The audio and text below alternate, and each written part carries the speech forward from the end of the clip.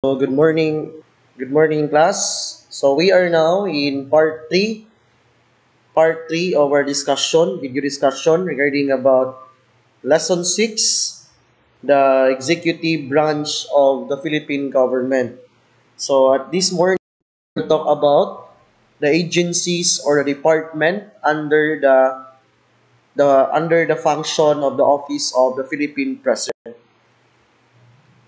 Okay, so we will skip this particular part. So these are some of the prominent cabinet secretaries during the time of the Turkey administration. So maybe some of you knows them or can identify this particular person and what agency or department of the government that they are working as secretary. Okay. So I have here a question. So kindly try to answer with your own this particular question. So how does the president manage this following agency, especially those agency of the government that are under with the executive branch of the Philippine government? Okay, so we'll skip this particular activity. So how does the president manage the executive branch? So paano nga ba pinapatakbo ng pangulo ang ehekutibong ehekutibong sangay ng ating pamahalaan?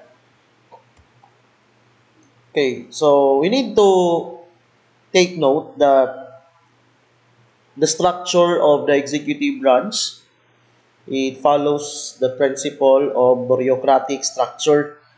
So what do you mean by bureaucratic structure? So the Philippine government is organized bureaucratically.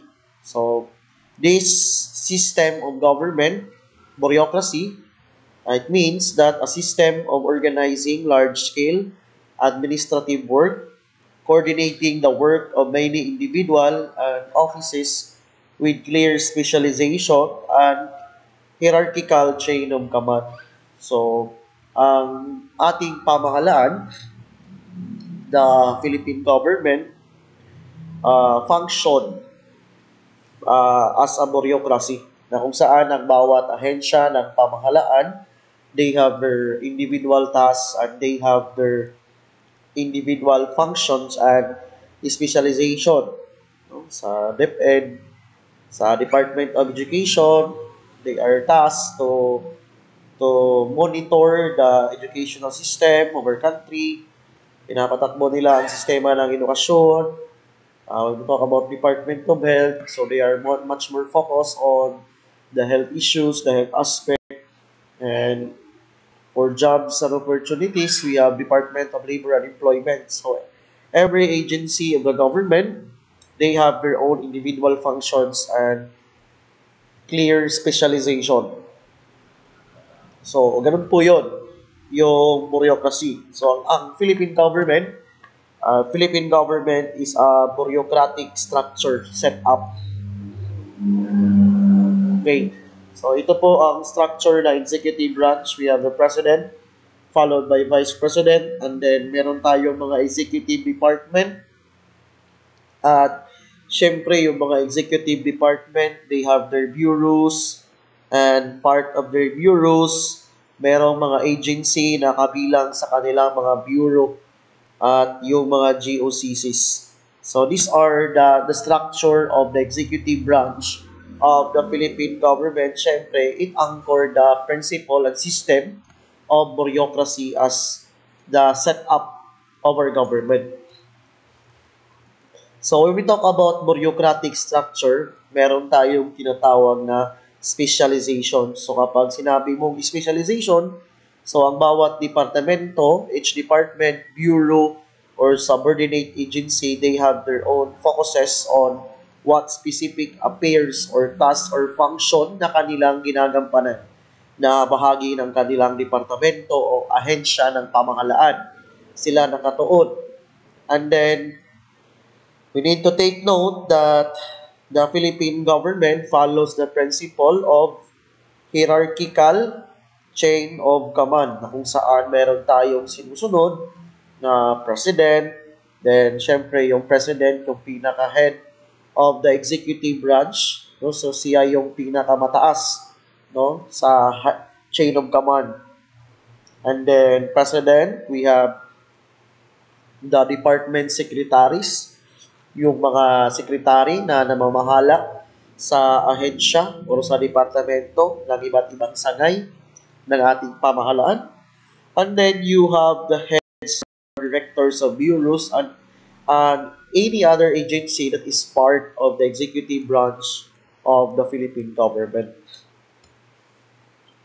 So, when we talk about the bureaucratic structure, so the vice president, the sole function of the vice president, of course, if wala po yung presidente, for example, yung presidente ay nandoon sa ibang bansa, no, merong ginagawa sa ibang bansa, automatically the vice president will replace the functions, the duties, no, in certain conditions. Then the vice president can be offered by the president to head an agency without congressional confirmation. So ito po ay ginawa sana ni with our president Ferdinand Bongbong Marcos nung hindi pa sila nagkakaroon ng girian ni hindi pa sila nagkakaroon ng girian ni VP Sara, no? If you remember, as part of their agreement, no, na ibinigay ni BBM kay Sara yung Department of Education. So pwede po ang isang vice president makapangasiwa, no, makapagdala ng isang ahensya ng pamahalaan provided meron itong authority, meron itong appointment galing sa president. So that is part of the bureaucratic structure that the vice president can function or can do. Okay. So, executive departments. So, ano nga ba ang ibig sabihin ng executive departments? So, executive departments, these are considered to be the largest components of the executive branch. So, yung mga executive departments, from the word itself, executive department, ito yung mga iba't ibang opisina or agency sa government na ito ay under sa executive branch, no? Each executive departments focuses on governmental or developmental sector, and every department that is under with the executive branch, they are headed by department secretaries. So, executive departments, the department secretary serve as a crucial functions such as, so they are responsible in directing the tasks, functions, and the roles of every department that is under with the executive branch. And as secretaries of that particular department, they provide the president with suggestions what could be the policies that should be implemented based on the situation, or they can give any updates during important cabinet meetings. Then, as department secretary, these secretaries can submit evaluations and budget proposals. Of course, it needs to be reviewed and it needs to be approved by the office of the president or by the president himself. Okay. So when we talk about executive departments, here are the currently existing executive departments. So we have the agrarian reform, agri urban development, information management, education and technology, environment and natural resources, finance, foreign affairs, national defense, public works and highways, science and technology, social welfare and development, tourism, the department, the DTI, Department of Trade and Industry, and Department of Transportation. So these are some of the existing executive departments. So these are departments or agency in the government that is directly under or part of the executive branch. Executive departments, some of them used to be former bureaus and agency. Others are product of merger. So there are agency na nagkaroon ng nag-merge yung agency na ito at ito ay nagresulta sa pagkabuo ng panibagong opisina or ahensya ng pamahalaan because of the merger of those departments that is under with the executive branch. They have field offices in several regions in the Philippines or nationwide. Okay.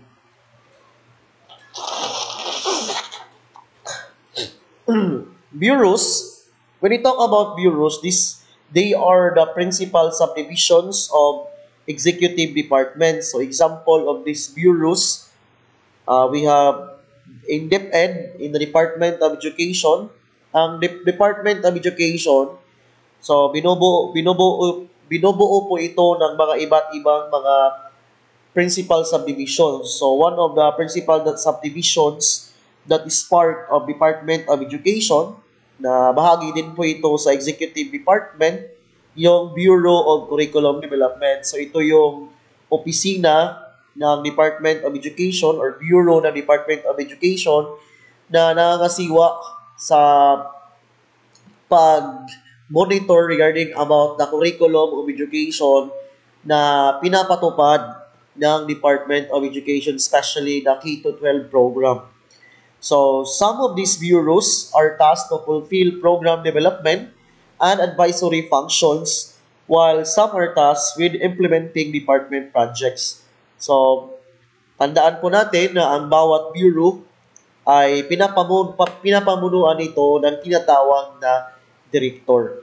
So, every bureaus in every agency or department that is part of the executive branch, these are led or headed by director, yung mga bureau or offices na tinatawag na mga bureau. At meron din tayo mga tinatawag na attached agency that is part also of the structure of the executive branch of the Philippine government. This attached agency, they are agencies and corporations that enjoy relative independence. So they have their, meron silang, in some ways, meron silang kalayaan. Hindi sila, hindi po sila fully controlled by the government or by the executive department. But nevertheless, they need to coordinate with the executive department if their response or action is essentially needed. So this attached agency, they having the departments represented in their board meetings, giving their representatives chairmanship or some voting rights, and they need to periodically report to departments that they are part. So, meron pong mga attached agencies na kabilang po sa executive branch. So, executive departments, for example, when we talk about DepEd, no, ang DepEd po ay isang executive departments or executive agency of the government. And then itong DepEd, meron po itong mga attached agency na kailangan every month itong mga agency na ito, attached agency, they should give report to the DepEd, no? Especially yung kanilang mga reports na kanilang hinihingi na kailangan i-provide ng mga attached na agency na ito na under po ng DepEd. So, what are these following agency? Ito yung Early Childhood Care and Development or ECCD Council. We have the National Book Development Board or NBDB and the National Council for Children's Television or NCCT and the National Museum and Philippine High School for Arts or PHSA. So these are some of the attached agencies that they are required to give the reports to DepEd because they are considered to be attached agency or they are considered as part also of the Department of Education as executive departments.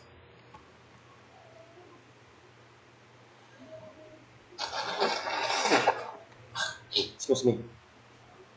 Okay. Meron din tayong tinatawag na government-owned and controlled corporations. So these are so-called the GOCCs. So government-owned and controlled corporations. So ito yung mga kumpanya na pagmamay-ari ng pamahalaan. So these are corporations that is owned by the government. So the GOCCs are profit and non-profit corporate entities that are publicly owned and controlled by the Philippine government. Example of this corporation, we have the Land Bank. So yung Land Bank po ay kabilang po yan sa mga bank na pagmamay-ari po ng Philippine government, the Duty Free Philippines Corporation. These are some of the corporations that is owned by the Philippine government. So under the Executive Order 292 or Administrative Code of 1987, it requires that at least third of the board members of this government corporation should be department secretaries or under assistant secretaries na nagtatrabaho po currently sa pamahalaan. So this government corporation, yung kanilang mga board members po kailangan ay kabilang sa mga department secretaries that is working for the government or assistant secretary that is also part of the government. So how is the executive branch structured? Okay, so meron tayong tinatawag na cabinet. So cabinet, so the president's cabinet. So the cabinet consists of secretaries of the executive departments and the heads of other minor agencies and offices directly subordinate to the president, like the office of the cabinet secretary, the National Commission on Muslim Filipinos or NCMM secretary, the National Commission for Culture and Arts or NCCA chairperson. So of course, mga member po ng cabinet, so these are secretaries no, that is working in the different agency in the government. So we have the Secretary of DepEd, Secretary of DOH, Secretary of DPWH, Secretary of DSWD, and any other government agency or government offices. So, yung mga member po ng cabinet, the cabinet, yung member po ng cabinet sa president, these are all secretaries that is working with the government as part of the appointment of the president. So, if you are a member of the cabinet, no, if you are a member of the cabinet, and of course, no, you are considered to be the alter ego of the president. So, may full trust yung Pangulo sa iyo because you're appointed with a very important and crucial function, responsibility in the agency of the government that you serve as department secretary. So as member of the cabinet, they command departments and agencies under the president's authority. They also advise policy recommendations to the president, so they can give advice. So if there are important cabinet meetings, these cabinet secretaries can give advice to the president what are the important policy or decisions that needed to do, especially if there are problems that needed immediate attention coming from the government.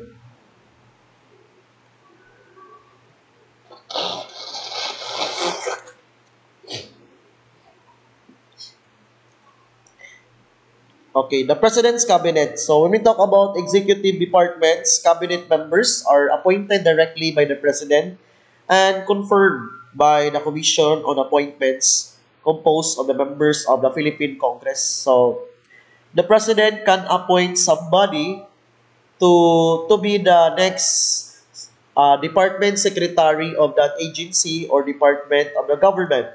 But again, it needs confirmation coming from the Commission on Appointments. And mostly, the members of the Commission of Appointments are, it comes from the members of the Philippine Congress, both the Senate and both the members of the House of Representatives. So if you will not be confirmed by the Commission on Appointments, you are not allowed to work or to be, you aren't allowed to be the next department secretary of that particular agency of the government if there is no confirmation given to the Commission on Appointments. So, kailangan meron itong patnugot, no?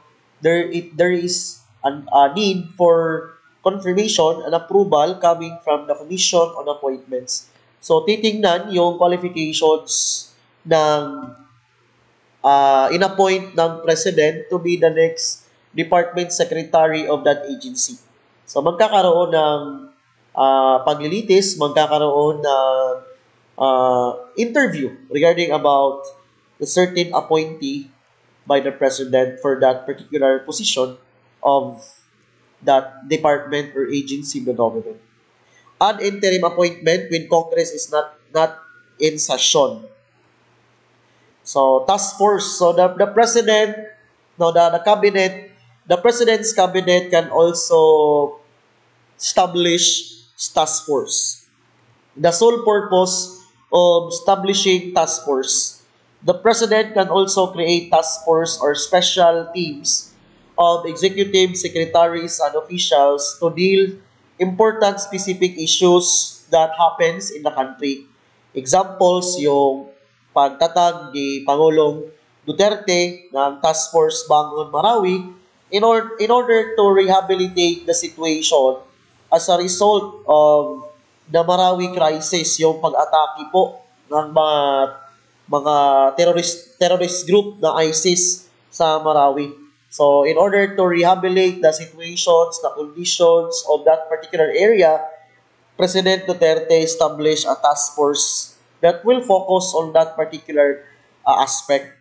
Then, yung task force din na itinatag ni Pangulong Duterte, yung Boracay Interagency Task Force that it intends to recreate, no, to ipanumbalik yung kagandahan ng Boracay, no, yung mga resorts or restaurants na lumabag sa batas ng DENR, ng Department of Environment and Natural Resources, kailangan panagutin, no, at tiningnan ang buong Boracay. So, sinigurado na yung natural na kagandahan ng Boracay as a tourist destination will be restored again. So, that's the focus of that task force. Boracay Interagency Task Force, and another task force that was created during the Duterte administration is the National Task Force to End Local Communist Armed Conflict.